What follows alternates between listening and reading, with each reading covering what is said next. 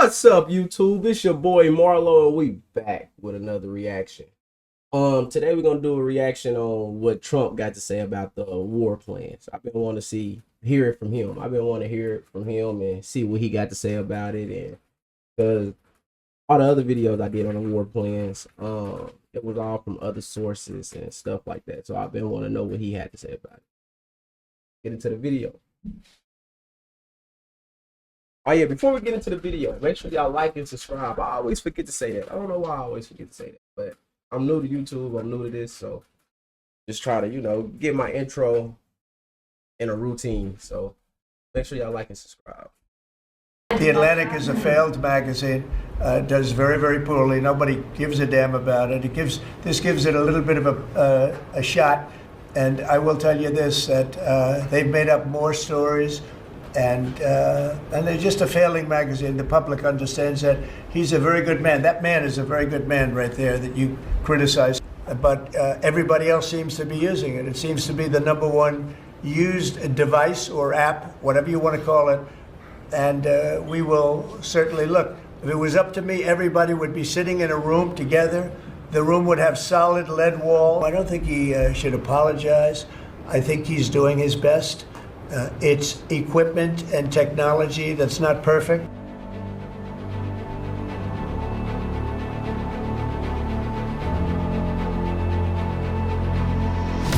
Mr. President, are you going to change any of the practices that your national security officials used after a reporter was inadvertently added to a group chat about attacks on Yemen?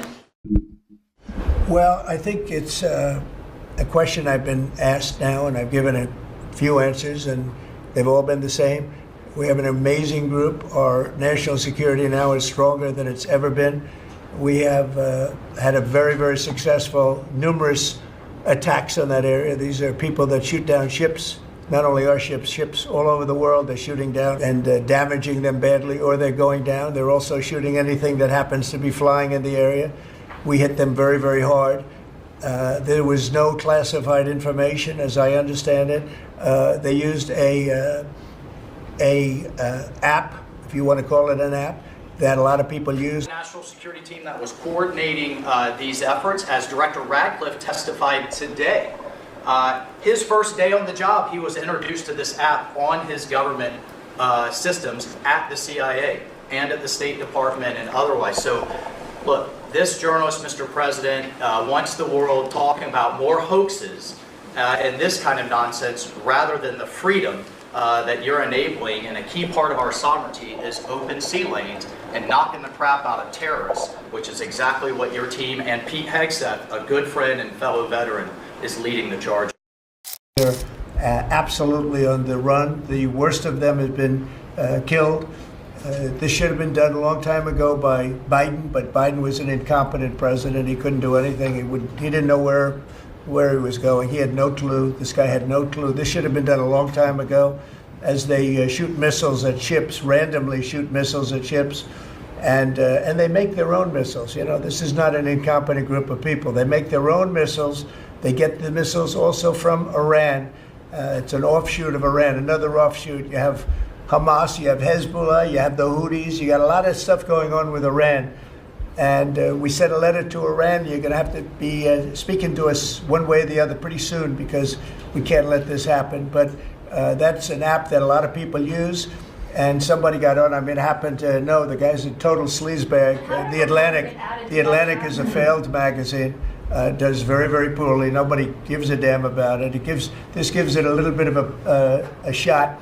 And I will tell you this, that they've made up more stories, and they're just a failing magazine. The public understands that. He's a very good man. That man is a very good man right there. It was, I guess, from what I understand, took place during, and it wasn't classified information. So this was not classified. Now, if it's classified information, it's probably a little bit different. But I always say you have to learn from every experience. I think it was very unfair the way they attacked Michael.